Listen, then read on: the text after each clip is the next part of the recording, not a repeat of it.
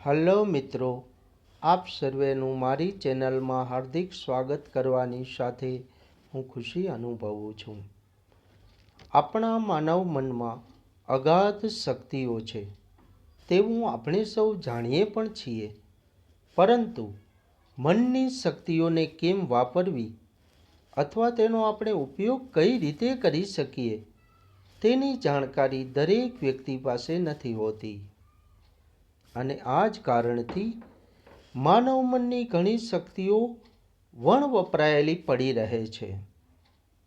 મનની અગાધ શક્તિઓ પણ વ્યક્તિ પાસે જ હોય છે અને તેનો જરૂરિયાત મુજબ વપરાશ કરવો કે ન કરવો તે પણ વ્યક્તિ પોતે જ નક્કી કરી શકે છે. સૌથી પહેલાં તો હું એવા વ્યક્તિઓને નજરમાં રાખીને થોડું સમજાવવા ઈચ્છું છું કે જે વ્યક્તિઓ કોમ્પ્યુટર વિશે ખાસ કાંઈ જાણતા નથી હોતા. કોમ્પ્યુટર પ્રોગ્રામિંગ કેમ થાય છે? તો મિત્રો, આ કોમ્પ્યુટર પ્રોગ્રામિંગ એટલે આપણા પોતાના સંસ્કારો છે. તે પ્રમાણે જ આપણે કોમ્પ્યુટર પ્રોગ્રામિંગનું બીજું નામ સંસ્કાર આપી શકાય છે.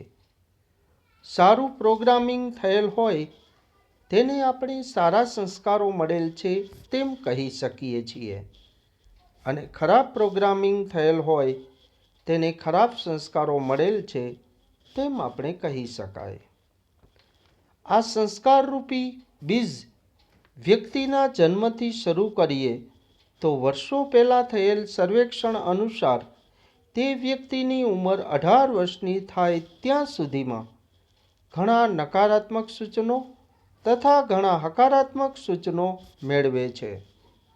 ફક્ત નકારાત્મક સૂચનોનો રેકોર્ડ કરીને એક સિરીઝમાં ગોઠવવામાં આવે તો આ જ રેકોર્ડિંગ 36 કલાક લાંબુ થાય છે.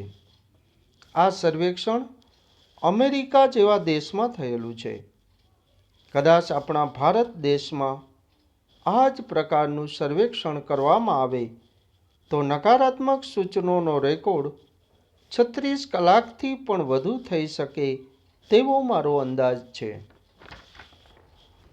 વ્યક્તિના મનની અગાધ શક્તિનો ઉપયોગ કેવી રીતે કરવો અને કયા પ્રકારે કરવો તે દરેક વ્યક્તિની સમજ શક્તિ તથા વિચાર શક્તિને આધારિત હોય છે.